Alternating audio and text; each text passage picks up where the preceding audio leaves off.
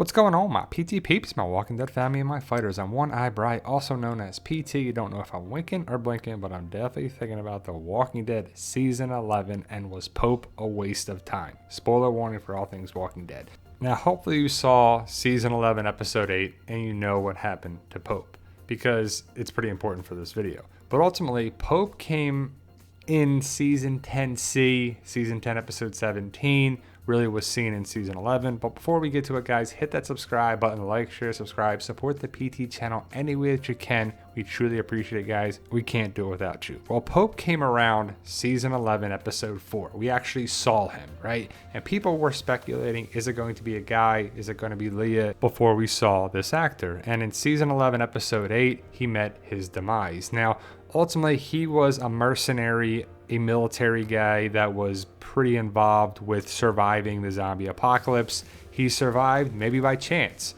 but he got real into religion. He was talking about God, and he looks pretty cheesy in these photos. Like, look at that little beanie. But ultimately, he was going against Daryl, and you know what happens there. You're not going to win when you go against Daryl. Leah takes out Pope because Pope did not care about his group. He was willing to kill his people time and time again, and Leah Shaw took him out. Is it a weak way for the villain to go out? For sure. Is it something that The Walking Dead would do? For sure. But Leah takes out Pope and then blames Daryl, and then it's Leah and the Reapers taking on Daryl. Well, we don't know what's going to happen with Leah and the Reapers because Leah's going to take over leadership. But what is she going to do next? Is she going to go after Daryl? Going to go to Alexandria? And will she die? Don't know. Can't wait to find out in Season 11, Episode 9. That airs February 20th, 2022 on AMC, and hopefully a week earlier on AMC+. Well, remember in Season 10, Episode 17, this guy, Pope, mocked you. I'm like, oh, okay. Who's Pope? Why does he not like, or why doesn't she like, why doesn't Pope like Maggie? And then we find out, here's Pope. Right? The actor did a good job with the dialogue, but it was all show. He didn't really do anything at all. He didn't even interact with Maggie. We didn't even see any interaction with Maggie. We saw Pope wanting to take out Maggie and people going after Maggie. And that was it. It was pretty lackluster, in my opinion. But even though I am liking Season 11, the Pope stuff was a miss. It was something that I do think it was great, the idea at least, for Season 11, because they're bad guys. They're dressed in black, you know, ultimately symbolic meaning, colors, you know how we feel about that here.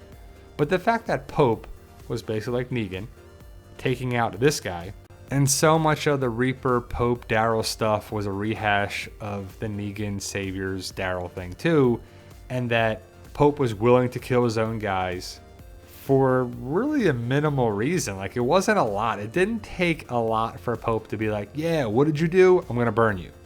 We saw it time and time again where Leah did not like that, and she's about family or family. But ultimately, Leah is going to take hold of the Reapers, whoever's left, right? Pope took out one of his guys. Pope died, and then other Reapers were killed by Daryl and walkers and so forth. But the Pope stuff just didn't do anything for the story in my eyes. It was like he came around in Season 11, Episode 4. We didn't see him in 1105, I believe. So 1106, 1107, and 1108. So he was basically in 4 episodes that we saw him. And he really didn't do anything besides the thing with Leah, Daryl, Carver, and that's it. I mean, it was pretty boring and kind of necessary for the story, because what were they going to do without the Reaper stuff in the first 8 episodes? Because they needed it to fill the void of the episodes. The Commonwealth is only so much story, so they had to bring in the Reaper stuff. And to be honest, the Reaper stuff was kind of cool in theory. The execution was pretty weak.